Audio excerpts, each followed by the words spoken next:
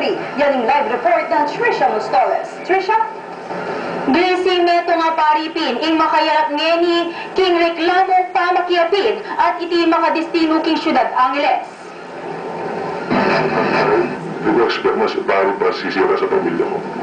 Yaning mabayat apasyag ng Jeffrey, natutong lagyo, sa langking meto nga pari, ang makadestino king meto nga pisamban king syudad Angeles. Agpangkang Jerry, bayo na pang kasaling asawa ng Ikaren, natutong lagyo, o ning pagtaka na, ing malapit na lubning asawa, king pari. Mapapansin ko yung sobrang closeness nila bago pa lang kami mag-asawa nun. Then, kinonfront ko agad siya na yung misis ko, ba't ganyan? Even natutulog ko sa bahay. Tuling emi pa yung dato, sibuk na ng dakpat, ing kaduda-duda ka ng dapat ning asawa, king Sky. Hindi siya lang ko. Yung sa computer, para malaman ko yung conversation na nagtap ako, same with my laptop. Yun, every time na nag-conversation sila, nakikita ko nga kung saan sila nagtatakbo. At the same time, yun.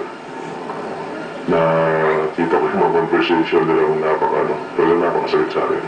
Simula. At inyang akumpirma, migsadya na mismo i-Jerry king pari, bang kumpronta ni T, bayo mig desisyong magreklamo kang Archbishop Pasiano Aniceto. Siya, kinausap ko siya, tinanong ko lang kung anong bang nangyari. May ginawa ba ako sa sa'yo? Sinira akong pamilya ko. Sabi niya,